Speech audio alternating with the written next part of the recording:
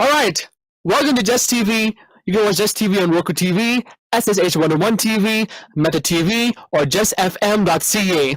I'm your guest host, Neil Nayyar, and today I am honored to be joined by a true pioneer in Hollywood, a director, producer, actor, and the man who portrayed Mr. Singh in Star Trek The Next Generation, Kavi Raz. Thank you so much, Kavi Raz, for being on the show. Thank you so much. Wow, it's my pleasure, Neil. Thank you so much. Thank you for having me. Of course, of course. So, I have read about your history and everything, and I mean, you have done some incredible work. So, I want to go back to the beginning, and I want to know, where did your journey begin? Yeah, so Star Trek wasn't actually the beginning. It was part of my continuous journey. I began my, I would say, my acting journey. That's what I began with. I started off as an actor, actually in the Bay Area, in San Francisco. I was attending San Jose State University, mastering in industrial engineering, and on the side I had this crazy idea, a crazy dream that I wanted to be an actor. So I started taking some classes in San Francisco, and I forgot the name of that. It was a small theater where I used to take these classes. And then I did my first play in Hayward, California, right outside of Fremont. Wow. A play called Come Blow Your Horn by Neil Simon, a comedy. I played the lead, and that was my very first play I ever did in my life. First time I was ever on stage as an actor. I auditioned for this play. There was a little blurb in the local newspaper, and I answered that. I went to the auditions, and I got this lead role in the play without really having any experience prior to that. I rehearsed the play for a number of weeks, and it was a thunderous success as a local community theater play, and that really aroused this dream to a different level, and say, oh, I can do this, and I want to do this professionally. And I decided that if I want to be a professional actor, I need to get proper training. I need to be in the right atmosphere and in the right place, which is Hollywood. I never really dreamt of being anywhere else. And I made this bold move to Hollywood, to Los Angeles, from the Bay Area, and not knowing a single soul in this town. That's a bold move. No connections, no one. Actually, I'd never been to Los Angeles prior to that. Really? Wow. First time. Wow. I landed here. My brother dropped me off right in front of the Chinese theater with a suitcase in my hand, and I told him, go, leave, I'll be fine. And here I am. After all these years, I'm still here. Wow. That is an incredible story I've heard, and how you started your journey and where you are now today. It's incredible. Thank you. So I heard that you were born in Punjab, India. So can you share a bit about your early childhood and what eventually brought you to US?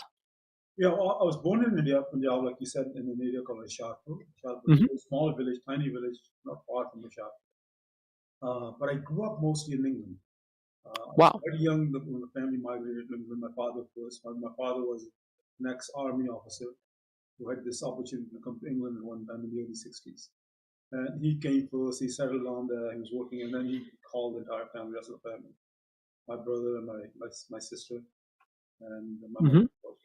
And so I grew up in England in the Midlands, in an area called Warwickshire, Lincoln Spa. And my older sister had gotten married prior to us moving to India. Someone who was from California, from Begley, California, near Yuba City, not far from your neck of the woods. And she sponsored us at a certain point when there was an opportunity for U.S. citizens to sponsor their immediate families. And so from England, we made this move to the United States. Wow. Yeah. That's great. Like how you went from. Yeah, so it was the English or England cultural shock.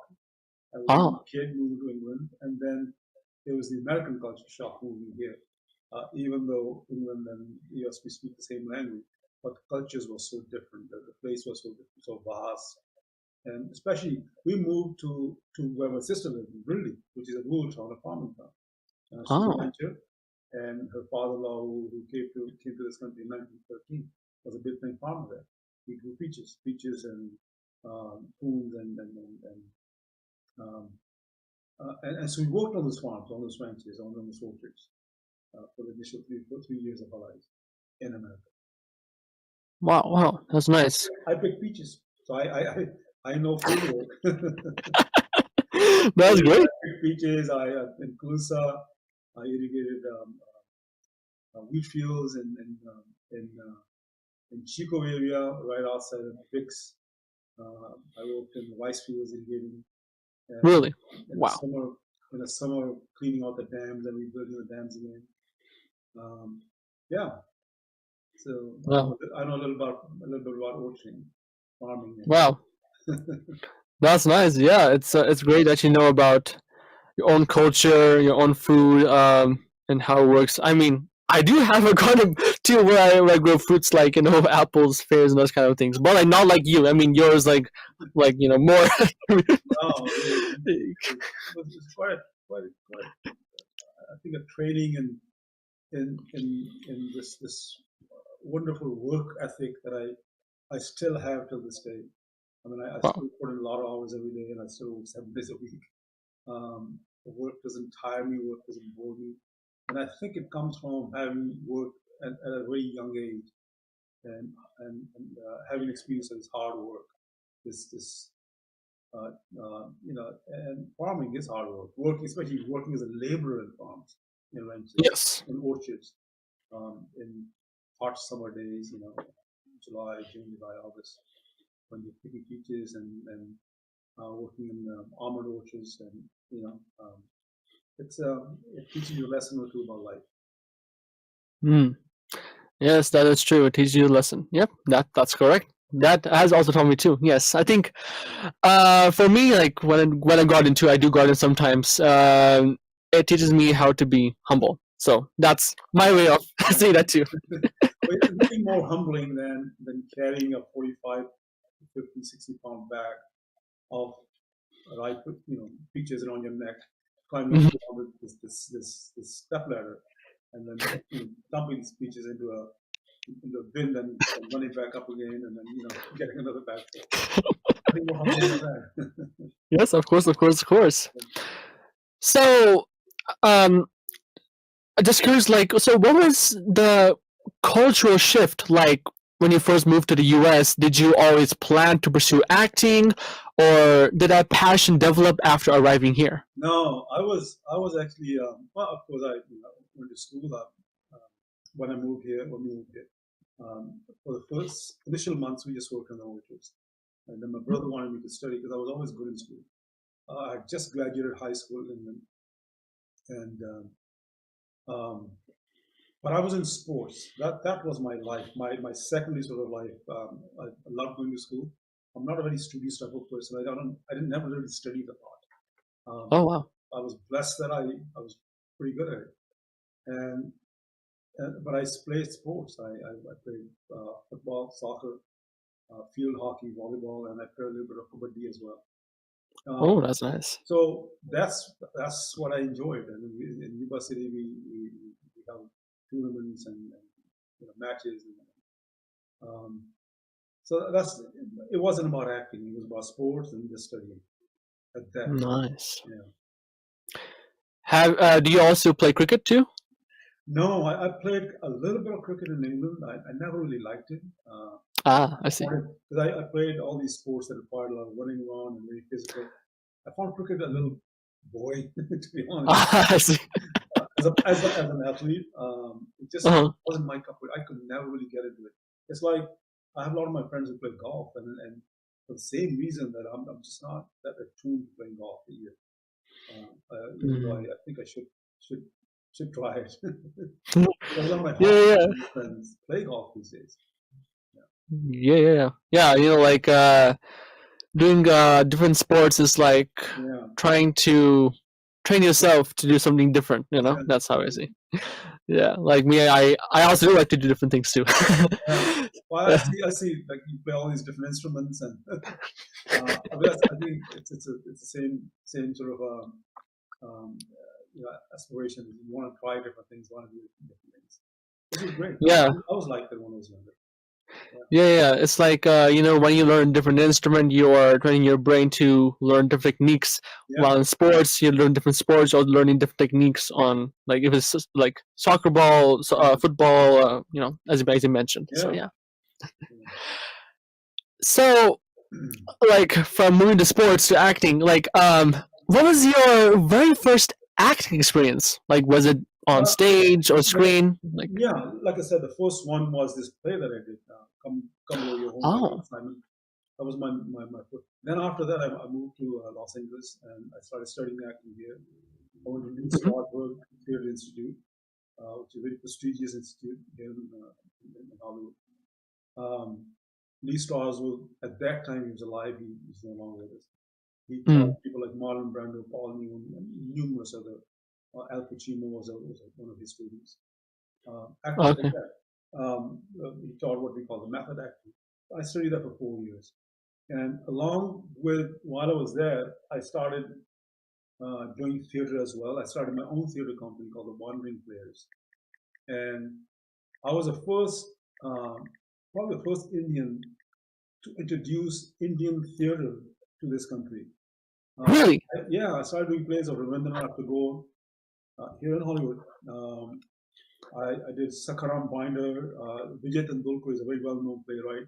I don't even know if he's alive still, from Mumbai. Maharashtrian playwright. He wrote in Marathi and then his plays are translated to Hindi and English. I did a bunch of his plays and some contemporary stuff. So we had this theater company that we would literally go from theater to theater performing different plays. I did that for several years until I got my first break, my big break, I would say, in television, which took me about 5 years after I landed in Los Angeles. Wow, that's nice. Yeah. Nice. And again, welcome to Jess TV. You can watch Jess TV on Roku TV, SSH101 TV, Meta TV, or JessFM.ca. And again, I'm your guest host, Neil Nayyar, and today I'm honored to be joined by a true pioneer in Hollywood, a director, producer, actor, and the man who portrayed Mr. Singh in Star Trek The Next Generation, Kavi Raz.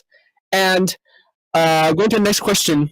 And also, if you don't mind speaking a little bit louder, that'd be great. Thank you so much. Yeah, absolutely. And yeah, thank you so much. So, um, I was curious, like, was there uh, was there a particular moment or audition or mentor that gave you the confidence to keep going despite the odds?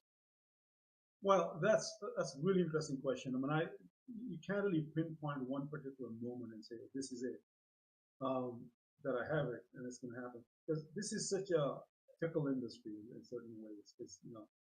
I've experienced that in my career. I have so many ups and downs. There was a time, a period in the early 80s to the early 90s when I was doing really, really well. I starred and co-starred on just about every major TV show within that period. I did about a Mhm. dozen feature films in which I did starring and co-starring roles, Hollywood film. But then it kind of all dried up all of a sudden. Hmm. So it's never really that moment. It's just that one thing happens, however small it is, gives the impetus to say, "Oh, wait a minute, I can do this." And the next one, Mm. the next one, the next one. Um, you always keep trying. I mean, I'm still trying to do one better than the last one. Now, as a filmmaker, of course, as well. And I think just an ongoing thing. It's an ongoing process where you're continually learning, which I still am.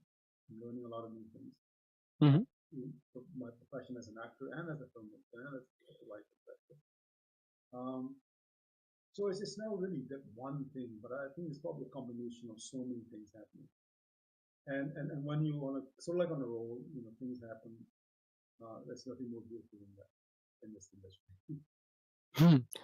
Yeah, and I really like how you pointed out, like for me, like even I also learn new things every day. I mean, like if you at least learn one new thing every day, then you're growing. But if I mean, if you're not learning anything new, then you're growing. So that is a true point in that state. Especially for an actor. I'm a Mm-hmm. writer and directors also, but an actor in particular, because I always believe as an actor, you can only portray, you can only play what you know about life.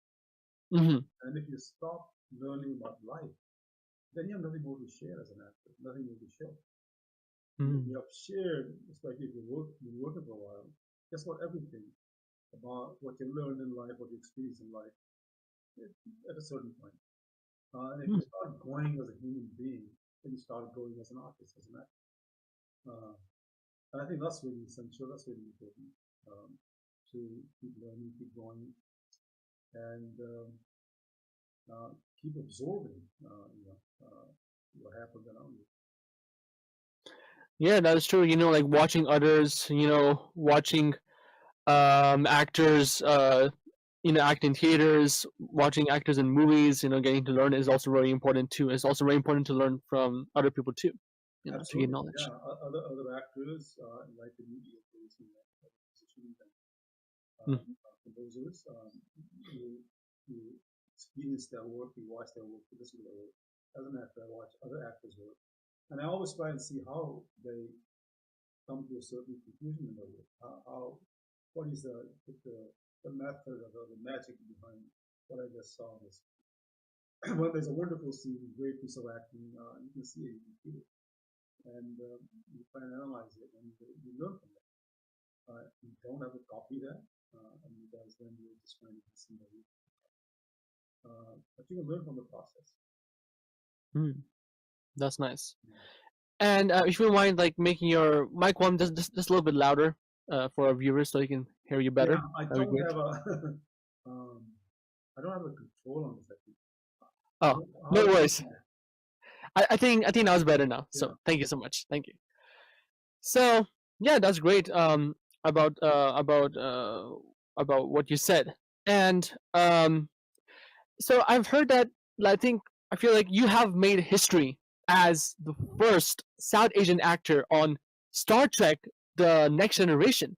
So me and the viewers are curious, like, how did that opportunity come about, and what was it like being part of such a legendary franchise? Yeah, I actually became the first Indian, South Asian, and even to a certain extent Middle Eastern actor Wow. to ever appear as a regular on American television. Uh, Earlier than that, way back in '82, on a series called Saint Elsewhere. Saint Elsewhere was this medical show that that came on NBC in the early '80s. Denzel Washington was the actors on the show. Harry Mandel, Ed Begley, David Morris, an actor by the name of Normal Loyd. Normal Loyd was this older actor on the show with us, who had actually worked with Charlie Chaplin. So he would, Wow. in breaks, he would tell us stories about Charlie Chaplin. So that's the kind of iconic show this was, where we had people like this. It was an Emmy-winning show. I was actually the first actor to ever, Indian actor, South Asian actor, ever go on stage, along with the rest of my team, to receive a People's Choice Award as the best show of the year. Yeah. Really? Wow. The best. That is crazy. Yeah, I'm the first South Asian Indian, whatever you want to call it, again actor who's been on the Emmys stage with my show, Saint Elsewhere, because it won several Emmys throughout Wow. its 5 years of airing on NBC. Wow. In the early '80s. So Star Trek actually happened after all this. Prior Wow. to that, I had done shows like MASH. I was What? again the only Indian actor, South Asian, to ever appear on this iconic show called MASH. And films like Pet Cemetery, well, that happened afterwards, I think. But Star Trek, I mean, I was just called in to audition for Star Trek. This is how it happened. Wow. And yeah, I just went in there to audition at Paramount Studios, and I was given the opportunity to play that role, Mr. Singh. And at that time, I had no idea that this show, because I've done so many, I've done over 200 appearances like that on different TV shows, that this show would be so talked about after so many years. I'm still surprised. I mean, Star Trek, MASH, Pet Sematary, some of these iconic films and shows that I've been on. I get asked about those till today. I just did a podcast the other day with someone, and it was all about Star Trek. I did one prior to that just about MASH. I mean, there are people out there just talking about these particular shows. And wow. I go to conventions. I get called. Really? Yeah, for Star Trek and MASH. Wow. And Pet Sematary. Pet Sematary was a horror film, which has a lot of there are horror followers of horror films, and they have their own conventions, and they follow actors who have appeared in films like this. Yeah. Wow. I mean, like you're like a gem right now. Like, you have touched Hollywood. You have been in Star Trek. You have been in MASH. You have been to the Emmys. You have been to conventions. Like, man, you're like everything. You're like the jack of all trades. Yeah. Wow, it's crazy. But one can always, there's always this desire, this dream that it could be more than this, and that's still there. There's still goals that I want to achieve, and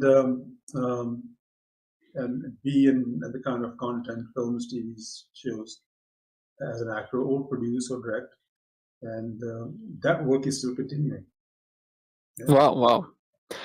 Well, maybe we might see in the Oscars next. You may never know. Hope so. I never, like, for years and years, I just worked. I'm not, okay, I'm a working actor, and I'm trying to do one better than the last one. But never really thought about that, and all these other things just happened, and maybe one day, hopefully. Yeah. Dream, like I said, the dream continues. Yeah. Maybe you'll see your name saying Kavi Raz won for Best Actor Director, like that. That would be so nice. Yeah. Great.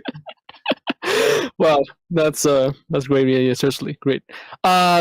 So, and actually, would you mind coming to your microphone a little bit more closer so we can hear you? Yeah. I mean, we can hear you now. Just a little more closer. I know about the settings. How is it? The frame okay? I think it's better now. I think now it's better for sure. For now. So thank you so much for. Yeah, thank you. So, I mean, after you mentioned about being in the shows, the MASH, and being the Emmys, so just curious, like, after getting that so much fame, did your journey become any easier at the point, or were there still challenges you faced as a South Asian actor? No, it actually becomes, especially when you've done a little bit of work, it becomes much harder, much more difficult. Oh. Getting roles has never been that easy, even till today. There was a short period of time, I must say, when I didn't have to audition as much. I was being offered roles, which is kind of rare in Hollywood. I was given roles. I was just called up and say, hey, show up and say, you're doing this thing, or scripts were sent. That doesn't happen anymore. I have to audition now again. And so it was never really that easy. It hasn't been. Like I said earlier, there's been a lot of ups and downs. You're at a certain point in your career, you're getting certain types of roles. For a while, I started getting a lot of these Middle Eastern terrorist type of roles. I did a couple of films. I starred in one film, Terrorist Squad, which became somewhat of a cult film. It still is. I actually, the other day, someone called me a couple of months ago, searched me out and called me and said they're doing a VHS tape. These are the old VHS tape that you had to put in a machine to watch film. Probably you're too young for that. This company is actually doing a VHS release of that film, of Terror Squad. And they wanted an interview. Yeah, it was really interesting. Wow. And so it's never been that easy as an actor, and that struggle still continues. Yeah. Wow, that's great. Like, yeah. Of course, me too. Like, I'm also an actor too. Plus, I know, like, sometimes we have to audition in order to get the role. Yeah. And I think you're correct. Like, it's very rare, like, to have someone say, "Okay, here's a role. You got the role. Now act." Yeah, that would be easy. You just got called upon and say, "Come on." Because I know that after all these years of having worked in the industry and experiencing just about everything you can about life. I can act. It's not that difficult. I mean, it's a difficult process. I must admit, but I can act. But still, it's the directors and producers' decisions, and if they want a certain type of an actor and if they fit the role, they'll call. Yeah. That's nice. That's nice. And considering there wasn't the kind of technology or exposure we have today, so how would you describe working in that more traditional Hollywood system? Yeah, I actually miss that because I'm not really good at the social media, marketing and all that. I'm pretty bad at it, and I'm not at a status in my career. I'm not a superstar that I don't have to do that. And back in the day, when I was on the TV series and elsewhere, and then when I did a bunch of other stuff afterward, the mode of communication was, getting written up in newspapers and stuff, getting interviewed on TV or radio here and there, and in response, receiving fan letters, handwritten fan letters. Wow. I was so surprised. I got called in when I was on St. Elsewhere. It was my first year on St. Elsewhere. I got called into the NBC studios by our PR department, publicity department. And they said, well, come in. They want to take some pictures and stuff as well. And then in the back room, they handed me this huge bag. And I said, what is this? And it was, this is your fan letters. First time in my life, I'm experiencing this, where somebody has actually written letters to me. Really? And yes, it's a bag full of letters. I may still have it somewhere. And then I come home and I'm reading these one by one. Some are just a couple of lines. Some are more, lengthy and explicit and asking me if I have a girlfriend or married. So, So that was the mode of communicating with your fans or people who like your work, and getting this feedback. Nowadays, it's Instagram, Facebook, TikTok. It's a whole different world of communicating with people out there, and I'm not so used to it. I'm not so good at it. Yes, I do understand. I mean, like, even I do post, like, I think which, like, weirds me out is posting, like, post Facebook, post Instagram, post TikTok, post YouTube, like. So many platforms. Where do you go? And you got to do it these days. Yeah. But I mean, I think with the help of social media, I think we're also able to share movies with the whole world. It opened up a whole different spectrum of communicating with people out there, and getting a very immediate sort of a feedback as well at the same time. We live in different times and a different world than the one that Hollywood was very different back then. And I talked to actors who kind of like were in the same time frame as when I started. There was a different feel to Hollywood, which is no longer there. The same. I mean, there was a certain feeling when you walked into 20th Century Fox Studios or Paramount Studios or Warner Brothers or Columbia Studios or you felt this largeness, this thing that I'm in Hollywood. I'm working in Hollywood, but nowadays it's been a while since I've been to any one of these studios, and I've been making films because the industry has moved away from that sort of a thing so much. I think the last time I worked, I was at La Brea Studios a few years ago. It worked inside a studio. Everything's on location now, and so a lot has changed. And even the system of, now how actors get submitted for auditions and how you get auditions is totally different. I don't even understand the process anymore. Really? There was a time when your agent actually, agents would get this, and they got this in the mail. It was probably mailed like 2 days prior to that, and they would get this breakdown that told them, okay, this day we're casting for these TV shows, these films, like in Hollywood, and a casting director's name and address on there for each one of the projects, and the kind of characters they're casting. And the agents would actually go to the studios or the casting director's office. They would drive around town with a bag full of pictures, and hopefully your pictures in that bag as well. And they would drop these pictures off at the casting director's office. Hey, Kavi is a really good actor. Please see him for this role. They're literally begging the casting director to please see their talent, their client. And that's how it used to be. Now everything's electronic. And so you actually had, in a way, you had a better chance of being seen back then by a casting director if you had an agent who could convince them enough. And then after a while, you come to a point that just about every casting director in town gets to know your work, even if they didn't cast you. They've seen you in audition, they've seen your work, and it becomes a little bit easier getting you to the door at that point. Wow, that's incredible. Yeah, I mean, like I do have an agent too. Like mostly now, how it works is like like the agent would submit a role, and then they have to wait an email for many months. Like, okay, will it happen or not? Well, when you're in your time, right, you could just go to say, okay, I am this and that. Hire me. Yeah, exactly. I mean, how you get picked now is probably you're right. It's just okay. This one looks good. and I mean, now everything, even audition. I mean, last time I went in the casting director's office audition was pre-COVID. Since COVID, I have not. Everything's online. Either if you're lucky enough, you get a Zoom audition or self-tape and send the tape in.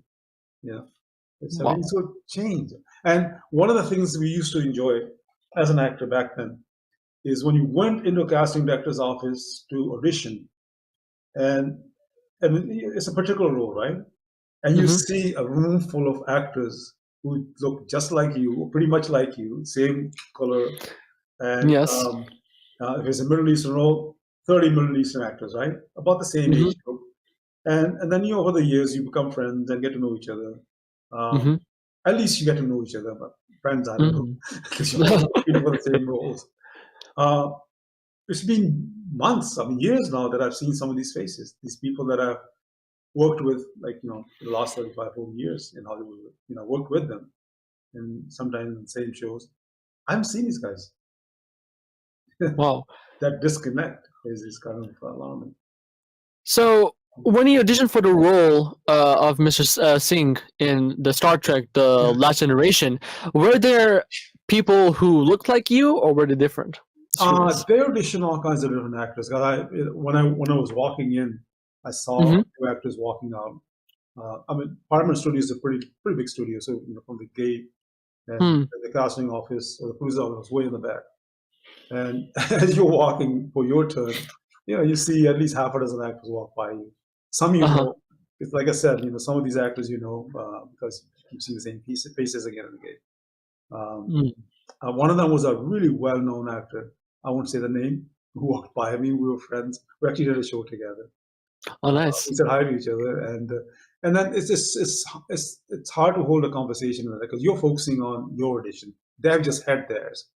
There are actors who are notorious who are just coming out of their audition, and they see you walking in, and they want to have a conversation, and you're like, okay, I have to focus on this. You can tell that actor. And some actors are notorious. It's almost like they want to break your concentration, and so that was one of the things you had to face. You want to walk away, avoid seeing that actor because, oh, here he comes. Wow. So it was a different world. Nice. And it's very interesting. And just curious, like, because you have been to so many studios like Paramount, CBS, or many other studios. Is there like a studio which you dream of working in Hollywood? I liked Paramount Studios. Paramount Studios. 20th Century Fox also. Nice. I shot a couple of things out there. MASH. MASH was actually, and I've been to Paramount both these studios many times. Warner Brothers, Universal Studio. Not the tour part. I've never done the tour. The production stages itself. And, that's nice. Columbia Studio was great. Sony Studio, which is Sony Studio now. So there's not a lot of nostalgia out there in these studios. Actors who, for the last 100 years have worked in these studios. and you see Yeah, the that's true. pictures in there. You see the relics of the films that they've done. And the feeling of just being in studios like that, it's undescribable. Yeah. Truly undescribable. Paramount Studio is probably one of my favorite. I love the gate there. If you go through Yes, the that's true. Melrose side, I mean, there are other sides, there are back sides as well that you go through. But if you go to the Melrose side, it's a beautiful ornate gate, and some of the stages inside are tremendous. Yeah, and you kind of miss that. You miss that, and even Hollywood itself is moving away from the studio system so much. There's another studio, La Bria Studios, a smaller studio, a lot of stages. I like working there as well. So that's a really good studio. Always. That's nice. Yeah. Yeah, I have also. I mean, I've also been to the Warner Bros. Studio when I was for the show, the Denzel Washington show, and even last month I was in the CBS studio for the game show called Let's Make a Deal. So nice. when you first visit, it's like wow, and then when you leave, like oh, I miss it. I want to come back here again. I had the same thing too. I used to when I shot on these studios and the end of the shift, I would still hang around, just walking around the studio, just absorbing, sit in the cafeteria, just sit outside the cafeteria, get a cup of coffee, and you don't want to leave because that's you strive your entire career to be there, and it just gives you this sense of belonging, which you don't go off. Like when you go to studio, I feel that energy is different. It's like I feel like when I go to Warner Bros. Studio or go to CBS or Paramount, I feel like the vibe is like so strong, the aura so strong. It's like wow, it's like you're in the studio, like wow, you're working in the studio. Imagine the kind of actors who walk those studios, those legends, gods of acting. You get that feeling. Barrymore's, Marlon Brando. Josie Scott. I mean, after that, I admire Montgomery Clift, Burt Lancaster, Elizabeth Taylor, Hannah Monroe, Charlie Chaplin, Buster Keaton. Amazing, yeah. And welcome back to Jess TV again. You can watch Jess TV on Roku TV, SSH 101 TV, Meta TV, or justfm.ca. And again, I'm your guest host, Neil Nayyar, and today I'm honored to be joined by the true pioneer in Hollywood, a director, producer, actor, and the man who portrayed Mr. Singh in Star Trek The Next Generation, Kavi Raz. And now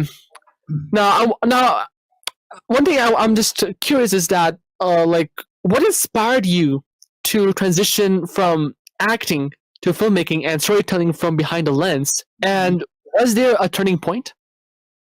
Yes and no. I mean, I always, when I first got in the industry, even as an actor, I had this thing that I wanted a little bit more control over my life, my career, and I enjoyed having this control of making a project, or making a film, or making a piece of content.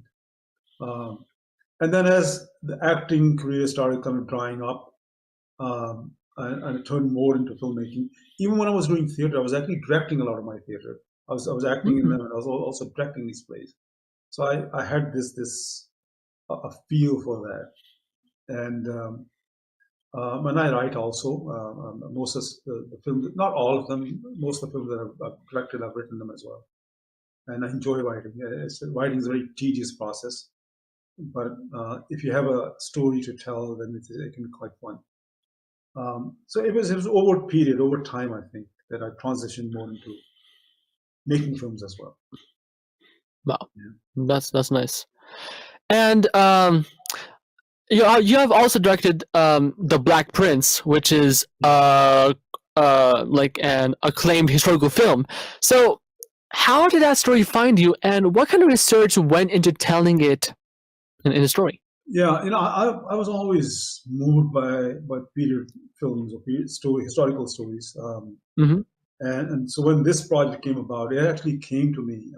The producers came to me, and they wanted to make this film. and I was actually talking to them about making another film, and which was a more of a contemporary film. And they said, "Oh, wait a minute! We have a project we've been working on, and we tried a number of different writers to write a script, and they were unsuccessful. And you want to give it a try?"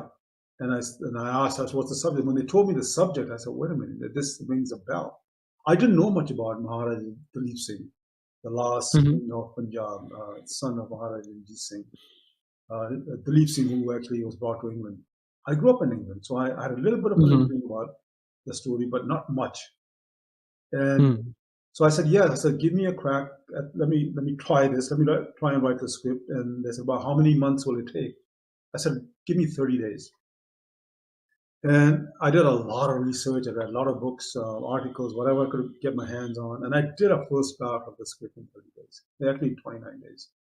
Wow. And I turned it into the producer. I emailed it and I said, "Well, here, read it." I mean, they had never really read a script like that, proper written script. They have been dealing with writers out of India who were unsuccessful. Lucky me. So then I met with them. I read the script, explained the script to them. They liked what I was doing. So it kind of evolved from that to then wanting me to direct the film as well. Wow, that's incredible. That's like how one script went into a movie now. It's yeah. crazy. And so funny thing is that last week I was on Amazon Prime searching for movies, and I'm actually a big fan of Hollywood and Bollywood movies. Yeah. And I was going to movies and I found this movie which was made in 2021 called Bell Bottom, which has Akshay Kumar featured. Yeah. And I watched the whole film last week, and I saw Kavi Raz was in Bell Bottom. So I want to ask you, how you got the role, and did you actually get to meet Akshay Kumar? No, I didn't get a chance to meet Akshay Kumar. We were on the set at the same time.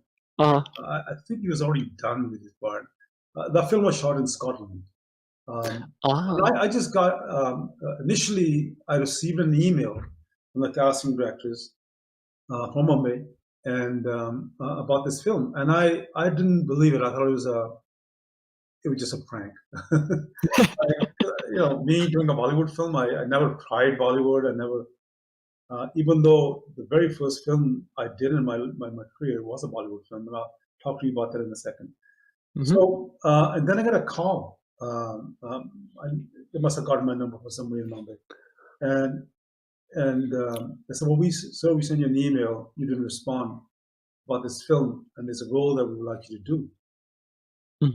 Then I took it more seriously when they told me which casting agency was, well-known casting agency. And I said, "Yeah, okay." And then they said, "Well, we're going to send you some pages. If you can please read those pages, record them on your phone, and send them back to us."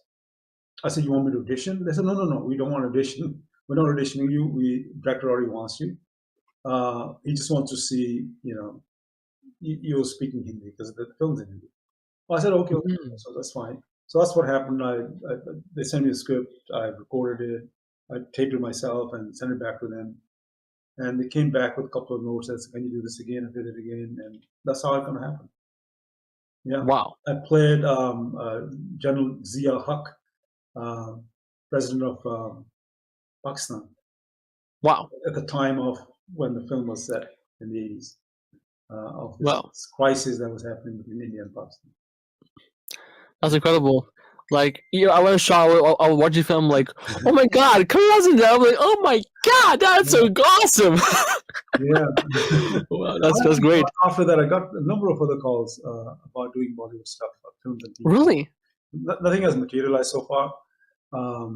It's just because of my being here, and they call and they find out, "Oh, I'm in Los Angeles," and then it doesn't quite materialize because they're looking for somebody.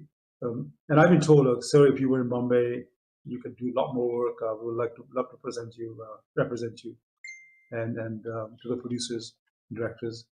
But I live here. My All setup is here. If something like bell bottom comes, I'd love to do it. Yeah. Wow, that's great. And then, are you just curious? Are you planning to work in Bollywood movies in the future, or just like stick Like with? I said, if something comes up, I would love to, because Bollywood has evolved a lot. They're doing some wonderful work, especially TV series. I Yes, would love to. Yeah. that's great. Yeah, If yeah, something comes up, and I hope somebody's listening. Come on, call me. yeah. Of course, I think for sure. Yeah. I mean, you never know. Maybe one of our you might be a big Bollywood director and might say, Bollywood "Hey, we want Kavi Raz." Yeah, That would be so good. and I speak Punjabi, Hindi quite well. Mhm. Yeah. Okay, I'm I'm wondering, um, because as you know, Bollywood and also the South Indian industry is also rising too. You know, like Oh, yeah. Hollywood, and you know, like for example, like the movie Triple R, which won Oscar for Best Original Song, which Yeah, is crazy. that's phenomenal. Yeah, I know, it's crazy. So, just wondering, are you also interested in acting in South Indian films too? Oh, yeah. I can. See, I don't speak the languages, but a lot of Uh-huh. Bollywood actors and non-South Indian speaking actors work in South Indian films. Not probably not Yeah. as the leads, but as villains. Yeah, Ooh. I could. Oh, I would love to do that, because those are crazy films, man. Yeah. yeah. I mean, I've seen like many. I've seen many South Indian films, and I think like if I think you're correct. Like if you acted as the villain in South Indian film, that would be In wow. Germany or somebody locally. Yeah. And they, and I've heard, and they're very efficient in their work. The work ethics are so different, Yes. and I would love that. And that's how I am. When it comes to work, I'm very punctual, and I don't complain, and I like that kind of an atmosphere. And I think I've heard in the South industry, that's kind of like how it is. Yeah. Yep. That's true. They're very hardworking people. Yeah. Yeah.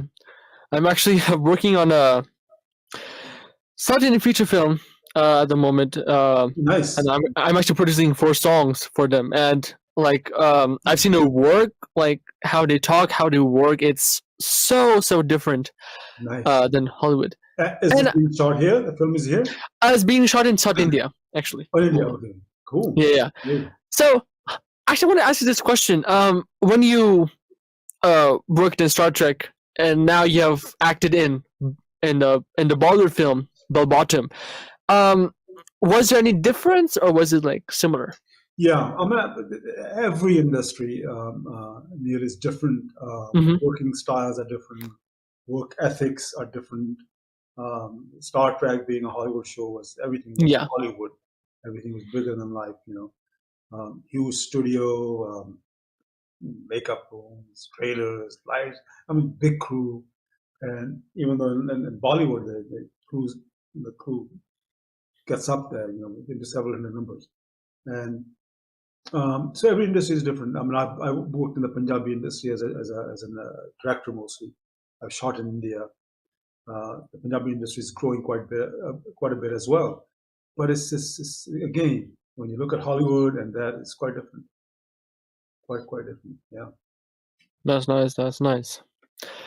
So, as an actor and a filmmaker, what were some challenges you faced breaking into Hollywood, especially as Well, Punjabi and South Indian artist? as an actor mostly, because that's what when I Oh, came to actor. India, that's Okay. what I wanted to be, an actor. Hmm. Just getting seen, just getting, See. just getting Hollywood to believe that I'm a viable actor, that I'm a good actor. I remember a show. It was a movie of the week, and it was at 20th Century Fox. I remember auditioning for it, Oh, really? and Nice. the role was of a Pakistani actor, Pakistani doctor, and it was based on a true story. And I completely forgot what the story was now. It's been so many Hmm. years. And I was among the final 2 actors auditioning for the producers and the writers. Normally, the Wow. process is you audition for the casting director, And then the second step, if the casting director likes you, they'll bring you in front of the director. And the director likes you. The director will pick maybe 2 or 3 actors, and they'll come in front of the producers and the writers and the studio executives. So this room was full of all these people, and I was among the final 2 people. Both of us were called at the same time. One was sitting outside in the lobby while, the other guy, while I was auditioning inside. And so I went in first. I auditioned. I came out, and the other actor was called in. He auditioned, and he came out, and when I was inside, they told me to wait outside. Oh, okay. So I was waiting outside, and he went in audition, and he left, right? Oh. And I'm still sitting and waiting, and now I can hear them talking inside, discussing, and some of the people in there are fighting for me. But I was a new actor in town. I had no experience as an actor in film or in television. And I didn't get the role because I was Indian, even though the role called for an Indian. I could hear them talk about that, but he's Indian. Indian actors are, not really, good. And the other one said, well, he did a great job. Well, then, this relation in front of the camera, this is a 5-week shoot. I'm hearing stuff like that. I didn't get the role. I didn't get the role. I went to the other guy. And I had a number of experiences. And then that's the kind of struggles, hurdles that I had to overcome. And then, even setting aside that being an Indian actor, there just weren't enough roles for Indian actors or even Middle Eastern actors. I started doing a lot of Middle Eastern roles. I played Arabs, Persians, you name it. There just weren't enough roles. Now things have changed so much. They're telling those stories. They're bringing those characters in. Things are different now. Yeah, I've seen, I think, since RRR came into Oscar, I think now I'm starting to see more Indians into Hollywood now, which is a great, I think, I can't wait to see how I remember being on a set and I forgot which project it was, and we were playing these terrorists. And I had another actor with me he was, I don't know, I think he was Mexican maybe. But he's playing an Arab terrorist. And he's sitting there, we're having coffee in between breaks, and he's saying, well, thank you, terrorists, for making this possible. And I looked and I said, what do you mean, thank you, terrorists, for making this possible? He said, well, the Middle Eastern terrorists out there doing the stuff they're doing is making it possible for us to play this role, because now Hollywood's writing these stories. I said, well, that's a weird way of looking at it. It's just that, because things happen and stories get told. Indians are so in thing. We're the second largest minority next to the Chinese. The most I think the powerful group of people in this country. Now they're telling stories about us, writing characters that I remember even being on scene elsewhere. Writers called me into the office one day. They said, we're just having a hard time writing for you. We have you on the show as an Indian doctor. We just don't know what to write. I gave them some ideas and stuff, but then it's unless it comes from the writer's mind, they just don't know enough about the Indian culture, about Indian doctors. Awareness was so little, and it was very distorted awareness if it was. But now, thank God we live in a different world, and there are a lot of Indian actors working now. A lot of young actors came after me and doing really, really well, much better than at a bigger status than I could ever achieve, which is great. Wow. Yeah. Well, hey, I mean, you may never know. You might act in a Bollywood Hollywood film. Yeah. So, if you're watching him, please hire him. I'm telling you, he's the best actor, the best director I've ever worked with. Seriously, I'm telling you. Thank you. So please hire him. Of course. So, you've seen the evolution of filmmaking from analog to digital. So, how has that shift changed the way you approach storytelling? Yeah, it's. I actually made films. I shot a couple of films on film, on 35 millimeter film, as well as I made one film in 16 millimeter. And then from there, I remember that time when stuff was being shot in pneumatic tapes, these 3/4 inch tape or 2 inch tape, and then Betacam, Betamax, all kinds of stuff. And then the digital format, the digital cameras came in. The digital process, the digital cameras came in almost as this sudden surprise. I remember when I made a film, I shot one film on film, and I remember we were at Deluxe Studios, and I was talking to one of the technicians, one of the colorists, and the talk was at that time, oh, it'll be 5 to 10 years before we see digital cameras actually, people actually shooting on digital cameras, because they were arriving, the early generation, but it didn't take that long. Within 2 to 3, 4 years, like Bollywood we mentioned earlier, Bollywood transitioned to the digital format very quickly, really fast. And then Hollywood, of course, also, and all world industry, it made it so much easier. Anyone with a digital camera can make a film now at different, levels, of course. There are low-end cameras, high-end cameras, all kinds of cameras. And I was able to transition pretty well. I mean, now I shoot in all kinds of formats. I've literally shot digitally on almost every cameras, Alexa, Red, Blackmagic. You think, Sony's, I've shot with all of those. Wow, and that's all of nice.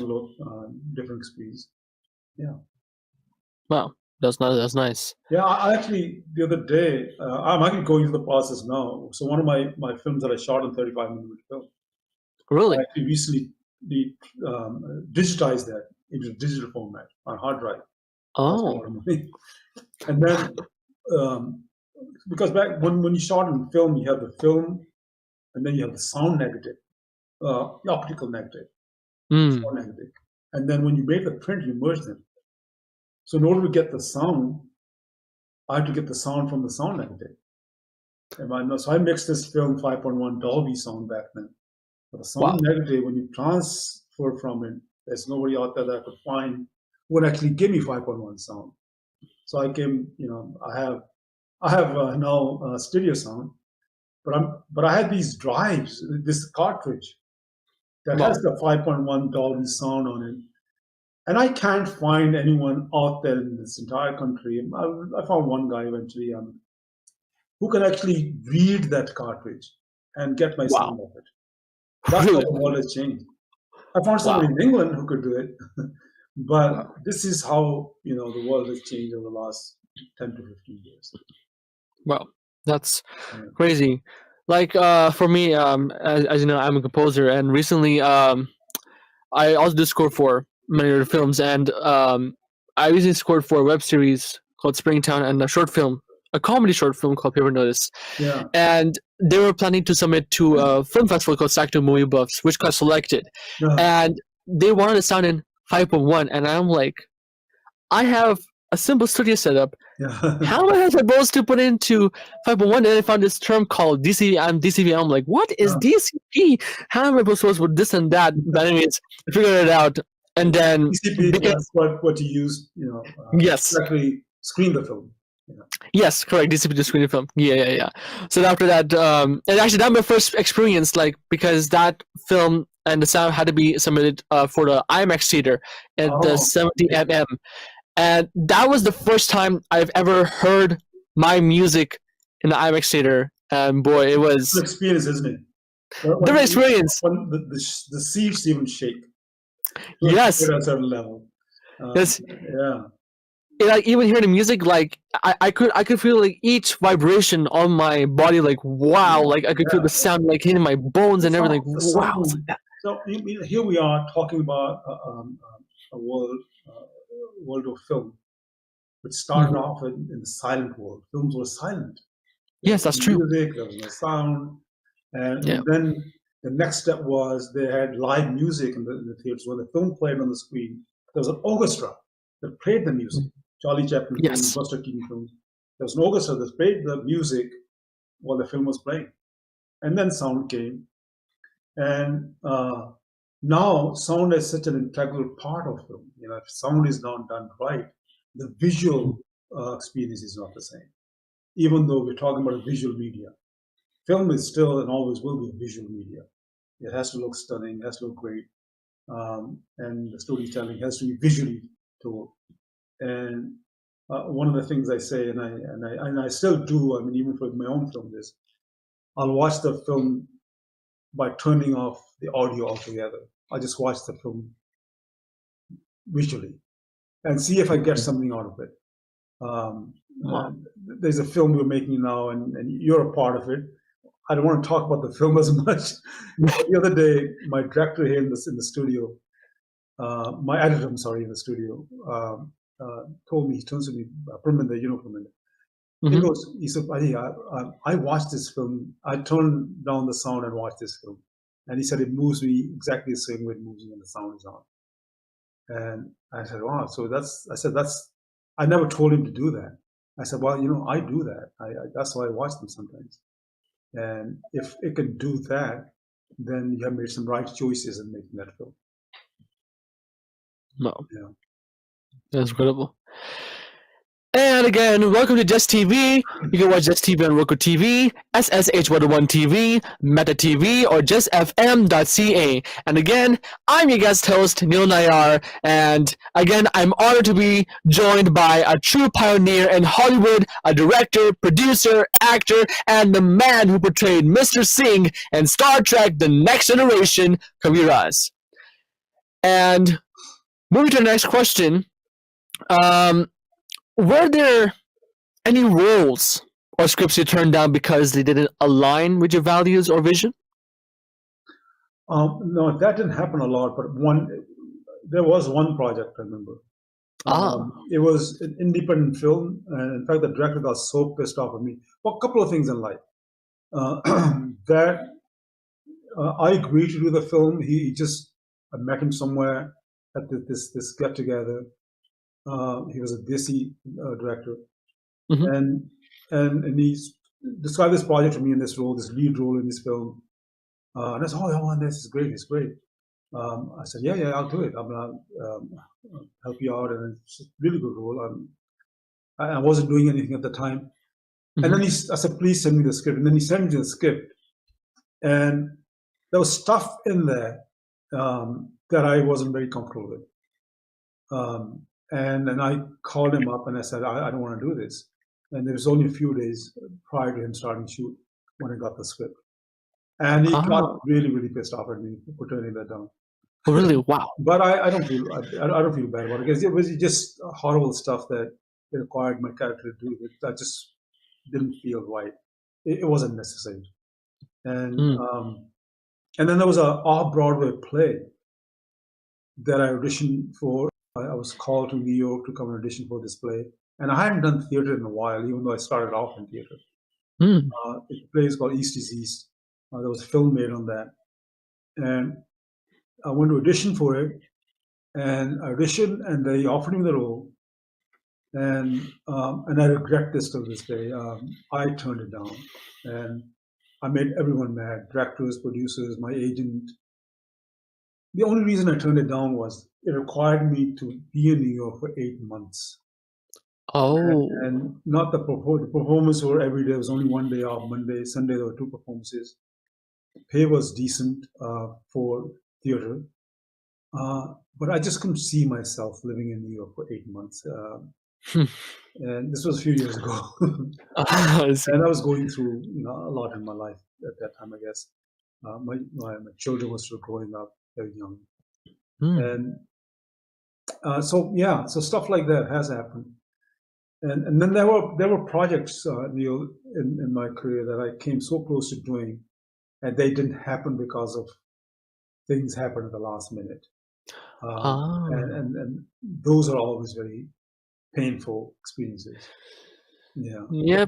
Big projects in which I had been offered lead roles, and not that I turned them down. They just projects that didn't happen the way it was supposed to happen. Something came up, and a new actor stepped in. Yeah. I see. So, since your journey started with theater and went into acting, and many people ask me, because I'm also a composer and actor, people ask me, what's the difference between acting theater, and to this day I still don't know like what's the difference. So I'm wondering like what do you think? What do you think is the difference between theater and acting in film? Yeah, so we talk about this when it comes to acting, natural acting. You got to be Mm-hmm. natural. You got to be believable, and not too loud, not too big. Mm-hmm. And the reality of it is, yes, you're portraying life. You're being as natural as possible, but it doesn't mean you're not acting. You're being natural. It's reality. It's reality that's a little bigger than real in film, but in theater, it's a little bit more bigger than what's real. Because you got to project. You got the audience sitting in the back has to get the feeling as much as the people in the front. So theater has this largeness about this, still being as natural as possible, but still Mm. having to project. So the entire theater can feel what you're trying to portray, and Well. and then the whole experience of putting on a play, rehearsing and keeping your performance fresh every night, keeping it Mm. real and natural every night. That's quite challenging. Whereas in front of the camera, and then you only have one try, one go. That's it, one performance. Once you utter the words, when you utter the lines, the dialogue, it's out there. You can't go back and repeat it again and say, "Oh, wait a minute, I messed up that line. Let me do it again." Audience is not so forgiving. Whereas in film, in front of the camera, you get a few chances, few tries, a few takes, and then there's always the master shot and the medium shot and the close up. So you get Mm. a lot of opportunity to get it right. And the camera reads a lot, sees a lot, and you got to be a little bit more subtle in your gestures and in your projections and in your performance. You got to understand the camera. You got to understand the lighting. You got to understand the atmosphere around you. And sometimes in camera, you're working in a very confined sort of environment. Yeah. And there's all kinds of technical stuff going all around you, light Yeah. that's moving, sound, director, camera, this huge camera here, the lens looking Yeah. at Yeah. your face. It can be quite, intimidating. But then, you learn that. You learn to work with that. You learn to Mm. make the camera love you, and that's the beautiful of acting in film or in front of the camera. Wow, that is a great answer. I think Mhm. I feel like I think that's the answer I've never heard before. Like I mean I have asked this question many times to other actors, but this answer, wow, that was very deep. So thank you for answering the question. And I think for the viewers also are very curious about the answer. So thank you for answering that. Um, and in the early years, like how did you stay motivated when the doors didn't open easily? And do you have like a personal mantra Yeah, or something that kept you going? no, my mantra is to never give up, and I still carry that with me, that mantra. I don't give Hmm. up easily. I think a lot of that Hmm. comes from my my early life being in sports, Ah, that's nice. even when you're losing, you don't give up. I remember, God, so many matches in hockey and soccer where we're losing, and then we don't give up, and we end up winning, turning the Hmm. table, so to speak, because you have that in you, that drive. And I think that's the only thing that kept me going. Because I always heard this even early on. I had Neil actually graduated with a master's degree in industrial engineering from San Jose State. Oh wow. When I landed in in Los Angeles, and I was at somebody's house. When I came here, I didn't know anybody, but then I made some friends. And I was at somebody's house, and there was another gentleman there who came in, a little boisterous Indian guy. Became very good friends later on. He was much older than me, and he actually became one of the main sponsors of our hockey club. And he Wow. asked, they didn't introduce me. I'm just sitting there, and he asked, "Who's this guy? Who's this young man?" And I said, "Well, he's so and so. He's we know the family back in the Bay Area. He's and then he asked me, he said, "What do you do?" I said, "Well, I'm here." I just moved to Los Angeles. I just graduated recently, and I was working for a while. He said, "Where did you graduate in?" And I said, "Oh, I did engineering. I did master's from where?" I said, "San Jose State."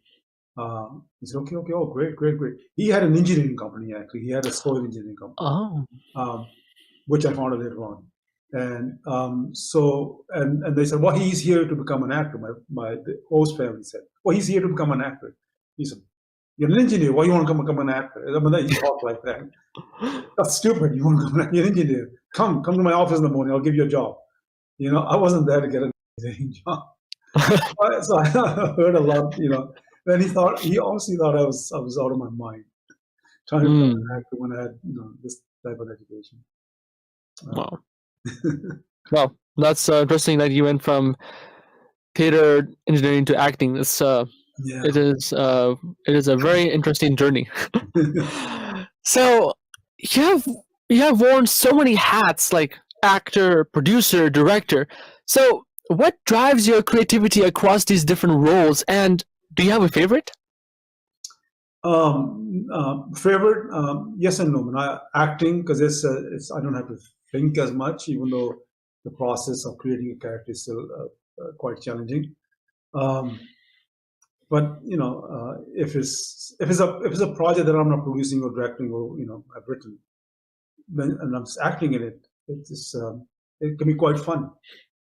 But if I'm producing and directing, as I've done so many times, it's just a lot of work. There's a business side of it, there's a creative side of it, and to keep the balance, the business side of and the creativity can be quite challenging and quite difficult, and quite daunting, and quite it's physically hard on you. But then again, this is what I love doing. This is what I'm passionate about, and this is what I want to do till the day I die. Wow, excellent. We have a few more questions left. So from acting in iconic TV shows to directing deeply meaningful films, how do you choose your projects today?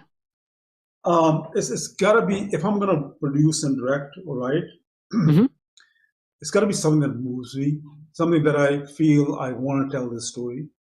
It's got to be that. I've tried. I've been offered stories that or subjects that where people have said, "Well, write this and we'll make this film." And I've tried it. I've done a couple of films like that. Just didn't work out. Even though I enjoyed making them, and I still think I made good films. The films themselves didn't work out. It's got to be something that moves me. It's got to be some, like I always say, as a writer, you got to write. If you have a story to tell, then write it and write. And as an actor, if you have experience to share, then act, share. And as a director, if you have a way of telling stories, if you are a storyteller, and then tell those stories visually with your craft. And but then it's got to be those stories that you want to tell. And so I got to be moved by those stories. I got to be moved by the subject, and then say, "Oh, this is what I want to do." Wow. That's nice. And like, if you had the chance to go back and relive one moment in a career just to feel it again, which moment would that be, and why? A moment, and to relive that moment, right? Relive that moment, yes. And then not make some mistakes I made. I would say when I was on Saint Elsewhere, this TV series, this iconic TV series on Saint Elsewhere. If I went back and be in that moment, knowing what I know now, like I said earlier, one of the challenges was for the writers, they didn't know enough to write about me. I would become. Actually, what had happened was on St. Elsewhere. So at one time, I did share with them a storyline. I said, "Why don't you write this storyline for me?" And they did. They actually wrote the storyline in 4 episodes. And I had gotten. I was offered a film at that time called Warning Sign. It was a 20th Century Fox film. That one, yes, I've seen that. Warning Sign. I'm one of the supporting leads in the film. I worked on the film for several weeks. and with Sam Waterston. Well, Sam Waterston had just been nominated prior to that year for an Oscar. Wow. And I wanted to do that film. And I said, oh, no, I got to do this film. So I asked the producers on St. Elsewhere if they could leave me for a couple of weeks. It was actually turned up in 5 weeks. And so that I could go and do that film. And they did, just prior to that, they did that with Denzel Washington. He went to do, I think, Soldier Story, if I'm not wrong. Okay. And I thought I had the same weight that I could carry this, do that film, come back and do this 4-episode story. So by the time I came back, they no longer wanted to do that story. So the time had passed. So, mistakes like that. So if I had an opportunity to be back there, I think I would guide my career much better than I was able to. I just didn't know enough. I just wasn't from this industry. And I just didn't understand the industry as well as I think I do now. The president of NBC Studios at that time, because St. Elsewhere was a big show on NBC, and him and I became decent friends. I wouldn't say, I had coffee with him or anything, but he would call me once in a while. And I could never take, and I got to know a lot of other directors in town. Sean Penn's father, Leo Penn, was one of the directors on our show.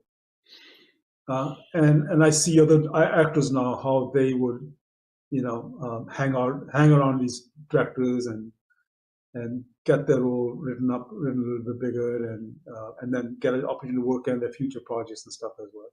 I just didn't know that. I just know that was part of the industry. I didn't know that was part of the game, and I just wasn't very good at it.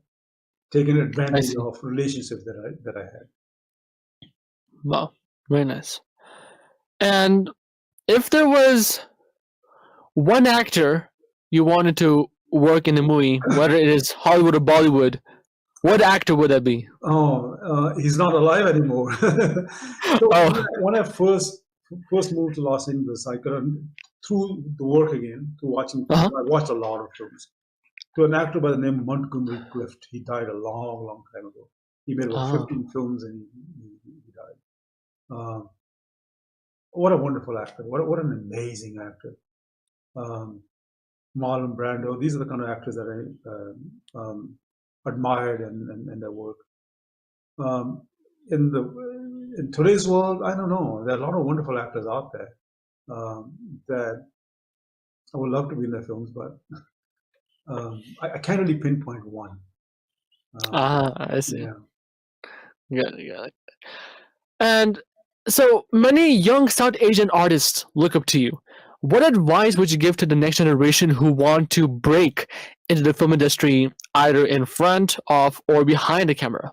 Yeah, I mean that's like we said earlier. We live in a very different world now. There are a lot more opportunities. You can create your own projects, even as an actor.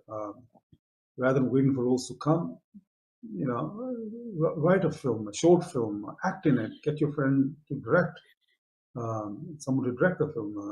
It's easy to shoot these days.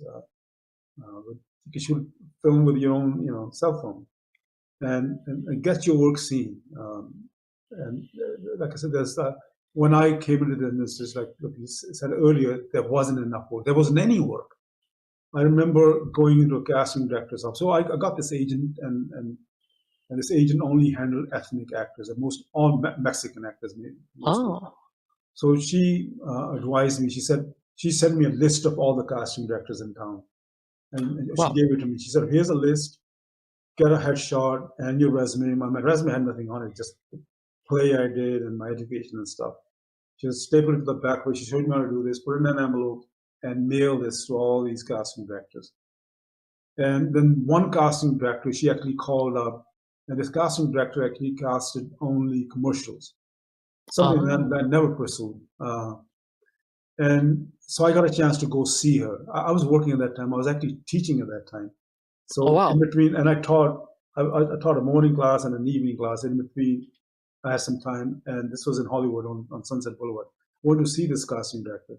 And she's talking to me. She looked at me. She said, she said, it's going to be very, very difficult for you. Very difficult for you because there just aren't enough roles, even in commercials, for someone who looks like you. And then I asked her, so what should I do? She said, persevere. And in fact, she was the first one who ever gave me some work. She called up, I think it was a couple of weeks later, and she cast me in a print job. Like, you know what a print, Yeah. commercial is for a magazine, and I even forgot what it was. And then she actually cast me in another commercial a little later than for Toyota, with Wow. all the people with Muhammad Ali. Yeah, I was Really? 3 of us. Muhammad Ali's talking, selling these Toyota trucks, and I'm standing next to him. And, Wow. And yeah, I don't have, it was some magazine. I don't have it. Otherwise, I would share that with you. And those are the only couple of commercials I did, maybe one or two others. And I was never really big into commercials. Wow. Yeah, so those were some of my earlier experiences out there auditioning and getting into casting. So I would say, and that was a difficult thing.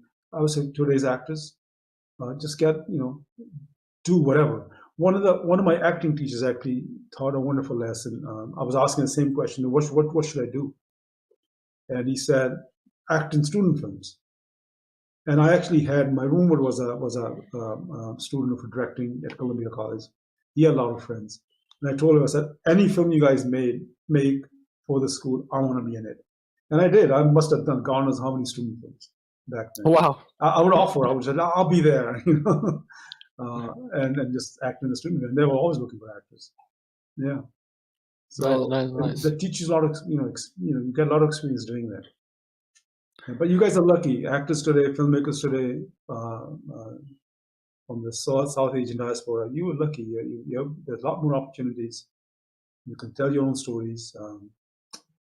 Just keep at it, persevere. Yeah, of course. I think the viewers are liking it so far. I think for sure they'll use that advice, and probably I would say yeah, for all the actors, go to student films to say, hey, I want to act. Yeah. Act in the film. Yeah. Put friends together, do something. Yeah. And I'm for sure. I think the viewers will be. I think or viewers who are actors or directors, producers would really, really love to work with you too, because you have done incredible work. Yeah, so reach out. I'm easy to find. Reach out if you're an actor or filmmaker.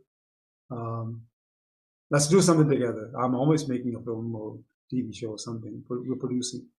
As you know, we have the streaming platform called CPIX, so we're always making content for that as well.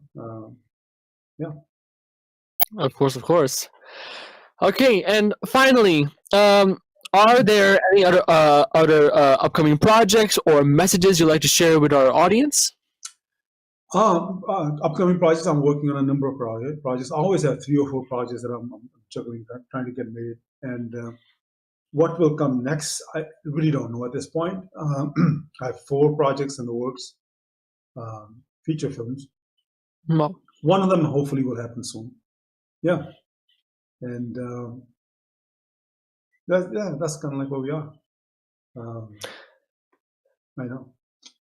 Okay. Excellent. And then if the viewers want to find you on social media, where can they find you? I'm on Facebook, Instagram, TikTok, all those. I don't manage it myself. I'm on that once in a while, but I have somebody in-house in my studio sitting next to me who manages that. And so if you reach out, we will respond. I will respond. Yeah. Or through an email. Our emails are out there. Kavi Raz Studios or CPIX. Social media. Yeah. Love to hear from you. Excellent. Of course. And you can also type his name on Google. You'll find his Wikipedia, his movies, and of course everything on his Google page. Yeah. All right. Well, thank you so much, Kavi Raz, for joining us today and sharing your incredible journey from Star Trek and beyond, and your passion and storytelling continue to inspire so many around the world. So thank you so much for being on Jess TV show. Thank you so much. You are a very talented man yourself and an inspiration to so many people.